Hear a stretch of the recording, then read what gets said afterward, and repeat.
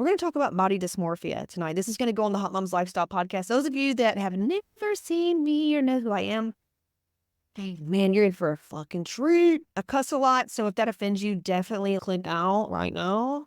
Yeah, I help heart-centered, goal-oriented women get healthy, lose weight. And our tagline is like we do it without cardio. We balance hormones, but we get to the root issue by healing our trauma and success blocks. So you're just one thought form away. You're just one paradigm and perception away from having everything you want, body and all. And honestly, I'm here for the women who want to look hot. There's no shame in that. Not every woman wants to look hot.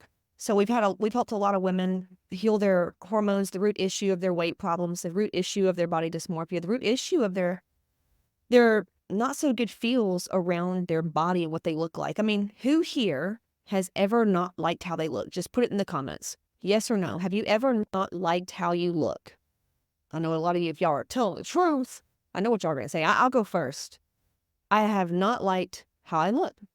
And for those of you listening, you're not alone. You're not alone, especially if you're a woman. And men get this too. And I'm going to share with you a little bit about when I feel like I had body dysmorphia, because, I come from the competition days. Like I'm a pro, former WBFF pro. That's where they dress up and look pretty on stage and stuff like that. And you've got like bodybuilding and fitness where they're like more about the muscles, right? Which they're about the muscles in WBFF. I just liked it because it was more like glam looking and stuff like that.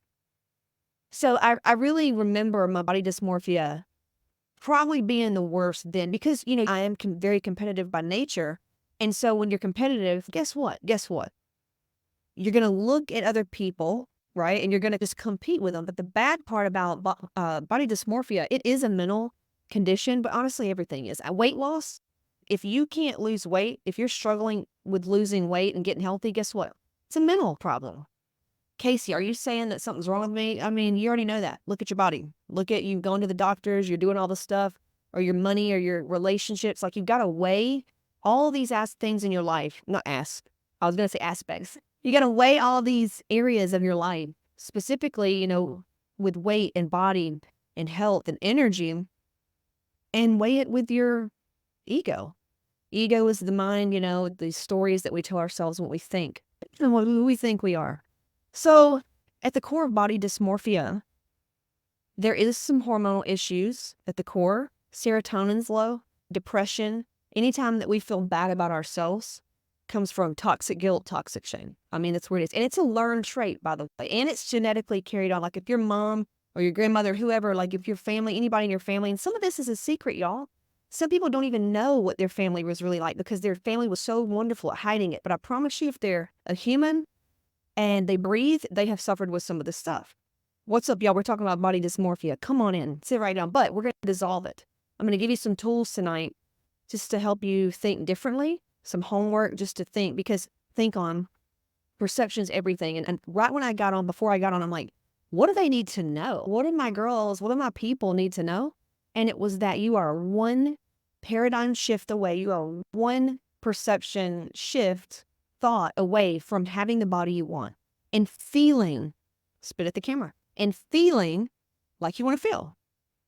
So I just want to get a feel for the room. Tell me where you're at right now. Like, meaning, are you here because you feel like your hormones are fucked up, or do you feel like you have body dysmorphia?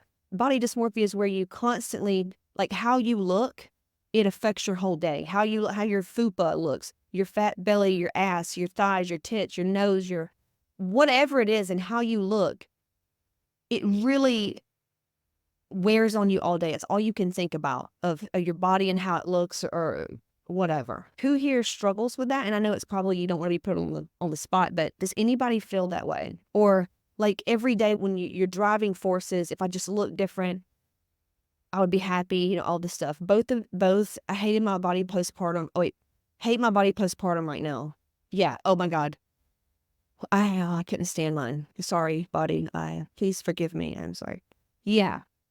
And I remember if I could go back, I wouldn't have gotten my stomach surgery so fast because I had diastasis recti. It was gnarly. Like I have pictures of it where you look like you're 6 months pregnant, even though you've had a baby and baby's out.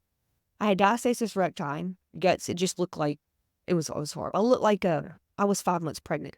And my belly button, I had an umbilical hernia, so it was sticking out. I once had this beautiful stomach fitness model, and then here I am like, oh my God, stretch marks everywhere. Oh my God. So you're not alone there. I totally had body dysmorphia. I would lock myself in a room and cry about my body after looking in the mirror. Both. My hormones make it hard to lose weight, but I feel really bloated and fat. My mindset changes that day. Got it.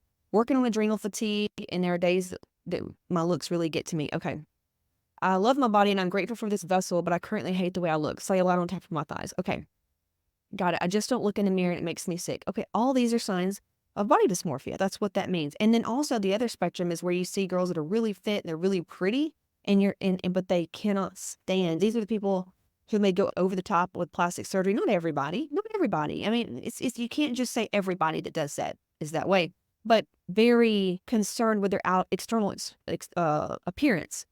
So at the core of this body dysmorphia is the emotion shame. It's the emotion shame. And then right now, put a word to it. You said it's constantly on your mind or your body. Like, how does it make you feel though?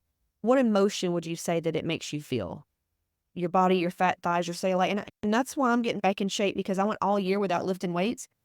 And I had such a huge year for growth, spiritual growth and everything, lots of expansion, but it was painful. And I've never had cellulite, ever. I don't let myself go there. And it's not because, oh my God, I'll be unlovable or whatever. Like, I just feel better when I'm strong and fit. And cellulite to me is honestly, when I see cellulite, I'm like, huh, something's not healthy. I do. I feel like cellulite isn't healthy. That's what I've always thought. Like, it's fat storage. It's just kind of, I see cellulite and I'm like, how come they're fit, but they have cellulite? To me, I'm just like, what's up with that, right? It's not that I guess you could say judge, whatever. It is what it is. If I wouldn't take photos, I wouldn't see my shifts. Oh, gotcha. Disgusted. Wow. Anxious and embarrassed. Oh, thank y'all for telling me the emotions. Okay. Disgusted. All right. Disgusted, anxious, embarrassed, disgusted, disappointed, unworthy, and less than. Yeah, totally. Talking about body dysmorphia. So looking at your body makes you feel disappointed, unworthy. You can't take photos of yourself, disgusted, embarrassed, disgusted. It makes you feel like you're undisciplined, shame, less than. Yeah, I would say whenever I would see like cellulite or whatever, or even just looking at my body, like I know what I want to look like. I know how I want my legs to look, and my legs have looked that way before. I just know what I want to look like. And when I don't like that, I'm like, okay, I know I can get it back because I know what to do. I know exactly what to do. I know why I don't look the way I want to look. And I didn't really spend much time there.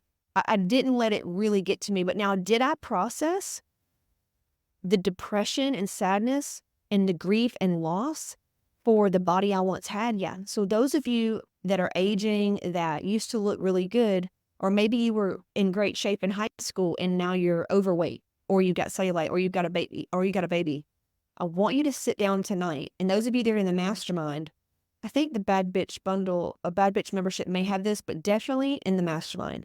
And I want you to write out and clear some of this grief and loss, because you lost your old body.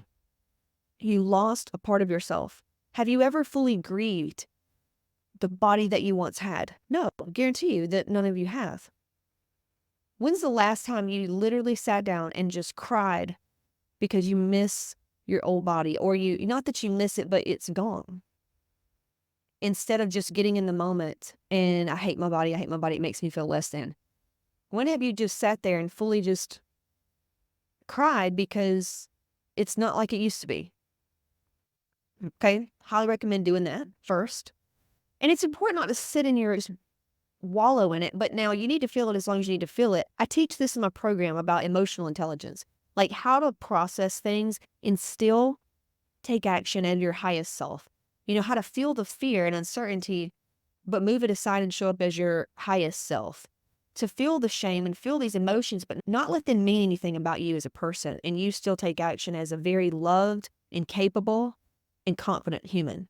And that's where everybody gets fucked up, is we let the emotion take us on a joy fucking ride and downward spiral because we don't have emotional intelligence.